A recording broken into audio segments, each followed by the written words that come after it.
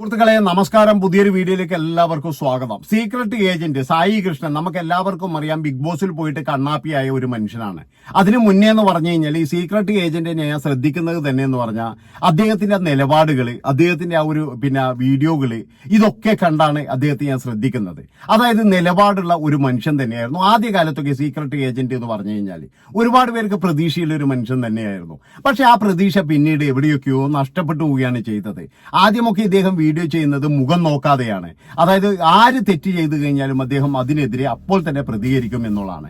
പിന്നീട് എന്ന് പറഞ്ഞാൽ ഇദ്ദേഹത്തിന്റെ വീഡിയോ എന്ന് പറഞ്ഞു കഴിഞ്ഞാൽ ആരെയൊക്കെ സേവ് ചെയ്യാനുള്ള ഒരു വീഡിയോ പോലെയായി. അവിടെ നിന്ന് അങ്ങോട്ട് കൃത്യമായി ഞാൻ പറയുകയാണെങ്കിൽ നമ്മുടെ മല്ലു ട്രാവലറിനെ ഇദ്ദേഹം പരിചയപ്പെട്ടിരുന്നു. ആ പരിചയപ്പെട്ടിട്ട് ഞാനും മല്ലു ട്രാവലറും ആദ്യമായിട്ട് കാണുകയാണ് എന്നൊക്കെ പറഞ്ഞിട്ട് പിന്നീട് വീഡിയോയും കാര്യങ്ങളൊക്കെ വന്നു. അതുവരെ മല്ലു ട്രാവലറിന്റെ എന്തെങ്കിലും ഒരു മിസ്റ്റേക്കും കാര്യങ്ങളൊക്കെ കൃത്യമായിട്ട് പറയുന്ന ഇദ്ദേഹം പിന്നീട് മല്ലു ട്രാവലറിന്റെ ഒരുപാട് മിസ്റ്റേക്ക് വന്നു കഴിഞ്ഞാലും ഇദ്ദേഹം തുറന്നു പറയാറില്ല. അതുപോലെ തന്നെ മറ്റു പലരെയും അപ്പോഴേക്കെന്ന് പറഞ്ഞാൽ ഇദ്ദേഹത്തിന് സബ്സ്ക്രൈബേഴ്സ് കൂടി, പിന്നെന്ന് പറഞ്ഞാൽ ഇദ്ദേഹത്തിന് എല്ലാവരെയും കാണാൻ തുടങ്ങി. അങ്ങനെ ഇദ്ദേഹത്തിന് വേണ്ടപ്പെട്ടവരെയൊന്നും ഇദ്ദേഹം ഒരക്ഷരം പോലും പറഞ്ഞിട്ട് നോവിക്കത്തില്ല. അതായത് മുഖം നോക്കാതെ പറയുന്ന കാര്യങ്ങളൊക്കെ നിർത്തി. പിന്നീട് എന്ന് പറഞ്ഞാൽ ഇദ്ദേഹത്തിന് ആവശ്യമുണ്ടെങ്കിൽ പ്രതികരിക്കും, ആവശ്യമില്ലാത്തത് പ്രതികരിക്കൂല. അങ്ങനെ ആവശ്യമുള്ളത് പ്രതികരിക്കും. അതുപോലെ അനാവശ്യം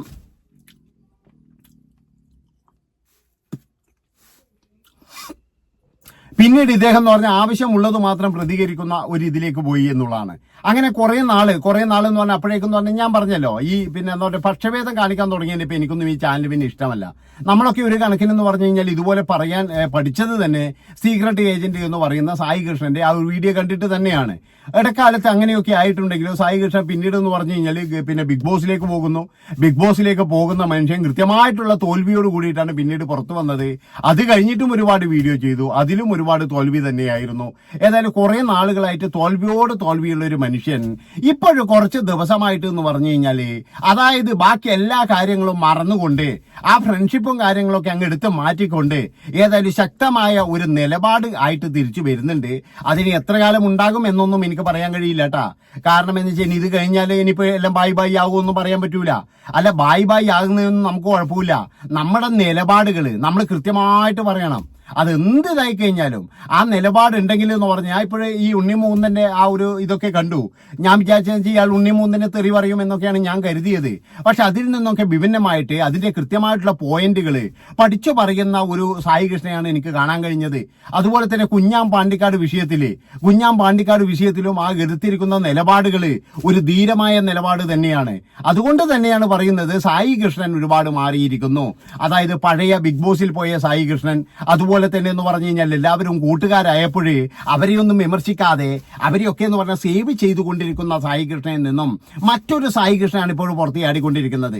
ഇത് ഇന്നത്തെ ഒരു വീഡിയോ കണ്ടപ്പോഴൊക്കെ എനിക്ക് ചിരിയാണ് വന്നത്. കാരണം അതായത് ഇദ്ദേഹത്തിന് അറിയാവുന്ന അല്ലെങ്കിൽ ഇദ്ദേഹവുമായിട്ട് നല്ല പരിചയമുള്ള എല്ലാവരെയും ചുഴറ്റി എറിഞ്ഞുകൊണ്ടിരിക്കുകയാണ്. ചിലപ്പോൾ ഇതൊരു ചാൻസ് ആയിട്ട് അദ്ദേഹത്തിന് എടുക്കാം. അതായത് ഈ പഴയ ഒരു വിശ്വാസം, നഷ്ടപ്പെട്ട വിശ്വാസം തിരിച്ചു കൊണ്ടുവരാൻ വേണ്ടിയിട്ട് അദ്ദേഹത്തിന് എടുക്കാം. അങ്ങനെയൊക്കെ എടുക്കാം. എങ്ങനെ എടുത്തു കഴിഞ്ഞാലും ഈ ഒരു നിലപാട് അദ്ദേഹത്തിന് ഗുണം മാത്രമേ ചെയ്യുള്ളൂ എന്നാണ് എനിക്ക് തോന്നിയിട്ടുള്ളത്. കാരണം നമ്മുടെ നിലപാടാണ് നമ്മുടെ ഏറ്റവും വലുത്. കാരണം നിലപാടുണ്ടെങ്കിൽ മാത്രമേ നമ്മുടെ ജീവിതത്തിൽ വിജയം ഉണ്ടാവുകയുള്ളൂ. അല്ലാതെ നമ്മൾ എന്തെങ്കിലും പറഞ്ഞ് എന്തെങ്കിലും ചെയ്ത് ഇപ്പൊ നമ്മളൊന്നും വലിയ നിലപാടുകാരാണെന്നും പറയുന്നില്ല.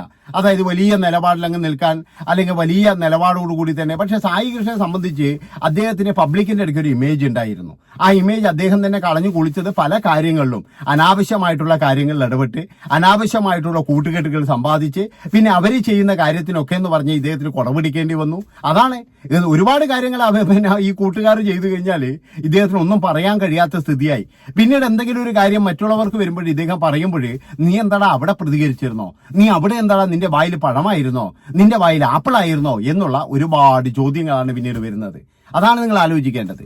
അപ്പോ ഞാൻ പറഞ്ഞു വരുന്നത് എന്താണെന്ന് വെച്ചാൽ ആ പഴയ എനിക്ക് ഇഷ്ടപ്പെട്ട സായി കൃഷ്ണനിലേക്കുള്ള ഒരു മടക്കമായിട്ടാണ് എനിക്കിപ്പോ തോന്നിയിരിക്കുന്നത്. അഭിനയമാണോ എന്നൊന്നും അറിയില്ല കേട്ടാ, അഭിനയമാണോ എന്നൊന്നും അറിയില്ല.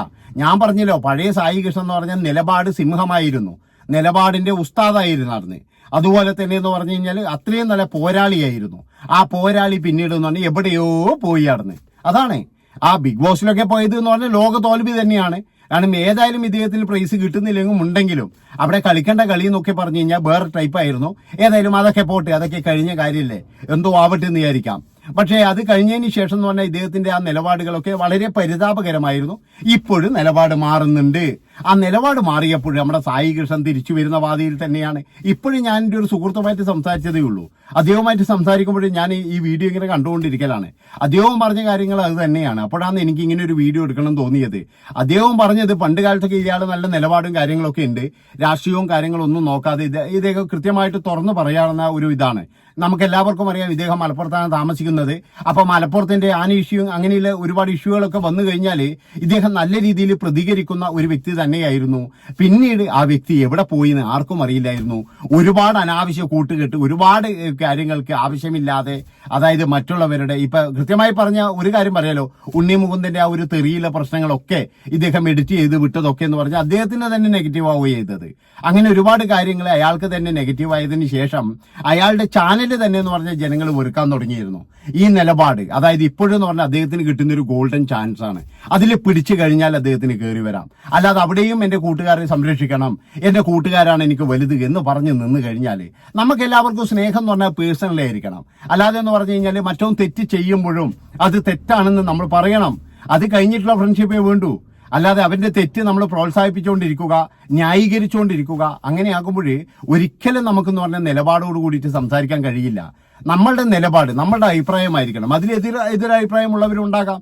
ഇപ്പൊ കുഞ്ഞാൻ പാണ്ടിക്കാട് ചെയ്തത് തെറ്റല്ലെങ്കിൽ നിങ്ങൾ തെറ്റല്ല എന്ന് തന്നെ പറയണം. അത് തെറ്റാണെങ്കിൽ തെറ്റാണ് എന്ന് തന്നെ പറയണം. ഇപ്പോഴും നിങ്ങൾ ചെയ്തിരിക്കുന്ന നിലപാട് എന്റെ അഭിപ്രായത്തിൽ നല്ലൊരു നിലപാടാണ്. കാരണം എന്താ വെച്ചാൽ അവരൊന്നും സേവ് ചെയ്യാനൊന്നുമല്ല നിങ്ങൾ നോക്കിയിരിക്കുന്നത്. പ്രത്യേകിച്ച് ഉണ്ണിമൂന്നിന്റെ ഇപ്പോഴുള്ള വിഷയം തന്നെ. ഉണ്ണിമൂന്നിനെ വേണമെങ്കിൽ നിങ്ങൾക്ക് കടന്നാക്രമിക്കാം, പക്ഷെ നിങ്ങൾ ഒരു വീഡിയോയിലും കടന്നാക്രമിക്കുന്നത് ഞാൻ കാണുന്നില്ല. വളരെ നല്ല രീതിയിൽ തന്നെയാണ് വീഡിയോ ചെയ്യുന്നത്. അപ്പൊ ഇതൊക്കെ ശ്രദ്ധിക്കുന്നുണ്ട് ആൾക്കാർ. കാരണം ഈ ഉണ്ണിമൂന്നിന്റെ വിഷയം വരുമ്പോൾ സായി കൃഷ്ണൻ എന്താണ് പറയുന്നത്, എന്താണ് അയാളുടെ നിലപാടുകൾ എന്ന് അറിയാൻ വേണ്ടി ഒരുപാട് ആൾക്കാർ ആഗ്രഹമുണ്ട്.